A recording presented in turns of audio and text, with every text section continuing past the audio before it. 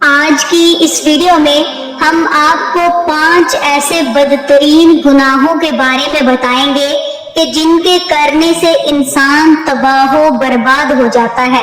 ناظرین، حضرت علی رضی اللہ تعالی عنہ کے پاس ایک شخص آیا، کہنے لگا، حضرت وہ کون سے ایسے بدترین گناہ ہیں جو انسان کے رزق کو ختم کر دیتے ہیں، اور یہ گناہ دنیا اور آخرت میں انسان کو اس طرح ذلیل کرتے ہیں کہ انسان کا دنیا اور آخرت میں کوئی مددگار باقی نہیں رہتا۔ یہ سن کر حضرت علی رضی اللہ تعالی عنہ نے فرمایا کہ رسول اللہ صلی اللہ علیہ وآلہ وسلم نے فرمایا، 5 گناہ ایسے ہیں جن کے کرنے پر انسان دنیا اور آخرت میں تباہ و برباد ہو جاتا ہے۔ 5 ایسے خطرناک گناہ جن کے کرنے پر انسان دنیا میں بھی ذلیل اور آخرت میں بھی ذلیل، دنیا میں بھی برباد اور آخرت میں بھی برباد ہو جاتا ہے۔ 5 گناہ کرنے والا انسان دنیا میں بے سکون رہ جاتا ہے، بے آرام رہ جاتا ہے، سکون کا جنازہ نکل جاتا ہے، مشکلات عروج پر آ جاتی ہیں۔ جی ہاں، 5 گناہ ایسے خطرناک گناہ ہیں۔ حضرت علی رضی اللہ تعالی عنہ نے فرمایا، اگر تم چاہتے ہو کہ اللہ کا خاص کرم تم پر برقرار رہے، اگر تم چاہتے ہو کہ رزق کی فراوانی ہو، کامیابی تمہارے قدم چومے، خوشحالی تمہارے قدم چومے، تو خدا را ان 5 گناہوں سے بچ کر رہنا۔ یہ خطرناک 5 گناہ کبھی نہ کرنا۔ پوچھا گیا، حضرت وہ 5 گناہ کون سے ہیں؟ تو حضرت علی نے فرمایا، پہلا گناہ تو سود کھانا ہے، پہلا گناہ سود کا کاروبار کرنا ہے۔ فرمایا، ہائے، سود خور انسان دنیا میں بھی ذلیل اور آخرت میں بھی ذلیل، سود خور انسان دنیا میں بھی تباہ و برباد، آخرت میں بھی تباہ و برباد۔ سود خور انسان کو کبھی عزت نہیں ملتی، کبھی بھی سکون کی نیند نہیں سوتا۔ سود خور انسان جو دوسروں کو ٹینشن میں مبتلا رکھتا ہے، خود بھی ہر وقت، ہر گھڑی، ہر لمحے ٹینشن میں رہتا ہے۔ طرح طرح کی پریشانیاں اسے گھیر لیتی ہیں، ہر طرح کی مصیبتیں اسے گھیر لیتی ہیں۔ فرمایا، قیامت کے دن سود خور انسان ایسے اٹھیں گے کہ ان کے چہرے مسخ کر دیے جائیں گے۔ ایک سود خور انسان سیڑھی سے نیچے گرا، منہ کے بل زمین پر گرا اور وہیں مر گیا۔ بیٹا کئی روز تک باپ کا غم مناتا رہا۔ ایک رات بیٹے نے باپ کو خواب میں دیکھا، دیکھ کر پوچھا، ابا جان تیرے ساتھ کیا معاملہ ہوا؟ سود خور ابا نے کہا، نہ پوچھ بیٹا، سیڑھی سے نیچے گرا تھا، بجائے زمین پر آنے کے سیدھا جہنم میں چلا گیا۔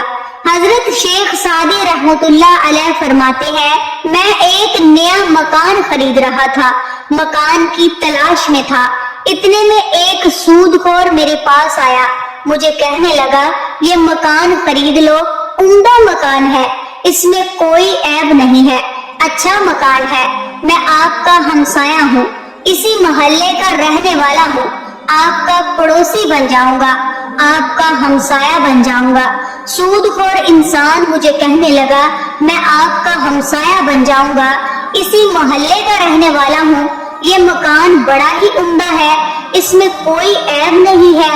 حضرت شیخ سعدی فرماتے ہیں، او ندان تو کیا کہتا ہے، اس میں کوئی عیب نہیں، مجھے تو سارے کے سارے عیب اسی میں نظر آتے ہیں۔ اس نے کہا، حضرت وہ کیسے؟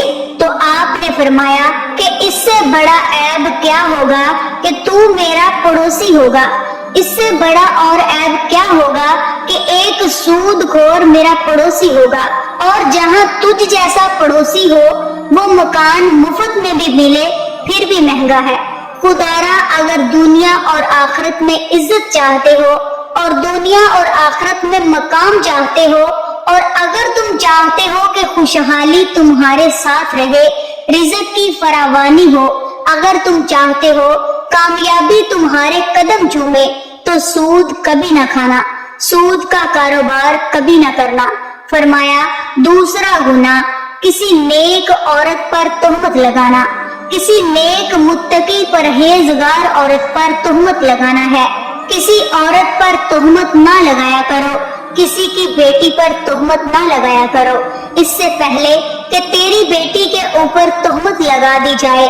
میرا اللہ فرماتا ہے جو شخص کسی نیک عورت پر تہمت لگاتا ہے حالانکہ وہ اچھی ہے، نیک متقی پرہیزگار ہے، نماز پڑھتی ہے، روزے رکھتی ہے، وہ اچھی عورت ہے۔ جو شخص اچھی عورت پر تہمت لگاتا ہے وہ دنیا اور آخرت میں ذلیل و خوار ہو جاتا ہے۔ اگر تم کسی کی بیٹی سے نکاح نہیں کر سکتے تو نہ کرو، کوئی بات نہیں، خدارا کسی کی بیٹی کے اوپر تہمت مت لگانا۔ ہائے وہ بوڑھا باپ جو اپنی بوڑھی کمر پر بوریاں لاد کر دن رات محنت مزدوری کرتا ہے، دن رات اوور ٹائم لگا کر محنت مزدوری کر کے بوڑھی کمر پر بوریاں لاد کر اس نے اپنی بیٹی کو جوان کیا، اس کو پڑھایا لکھایا۔ آج جب اس کی بیٹی جوان ہوئی تو محلے کے لوگوں نے، محلے کے نوجوانوں نے اس کی غریب بیٹی کو قبول ہی نہیں کیا، تہمت لگا کر اسے ٹھکرا دیا، شادی کرنا گوارا نہیں کیا، نکاح نہ کیا، اس لیے کہ اس کے پاس جہیز نہیں ہے۔ ایک تو تم نے نکاح نہیں کیا، دوسرا اوپر سے تہمت تو نہ لگاؤ۔ فرمایا اگر تم چاہتے ہو کہ دنیا اور آخرت میں تمہیں عزت ملے، مقام ملے، خوشحالی ملے تو کسی نیک عورت پر تہمت نہ لگانا۔ تیسرا گناہ کسی کا مال ہڑپ کر جانا، خاص طور پر یتیموں کا مال ہڑپ کر جانا۔ یتیموں کے سروں پر شفقت برا ہاتھ رکھو، یتیموں کے سروں پر رحمت برا ہاتھ رکھو، کیونکہ جب کبھی آپ مر جائیں تو آپ کی اولاد کے سر پر کوئی شفقت کا ہاتھ رکھنے والا ہو۔ فرمایا چوتھا گناہ اللہ کی ذات کے ساتھ کسی کو شریک ٹھہرانا ہے۔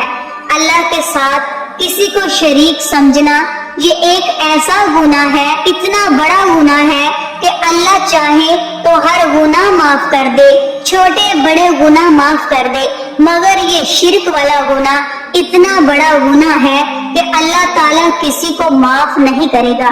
حضرت سیدنا علی المرتضیٰ شیر خدا نے فرمایا کہ پانچواں گناہ خطرناک گناہ، اہم گناہ، دل کے کانوں سے سنیے گا، کسی کے اوپر جادو کرنا۔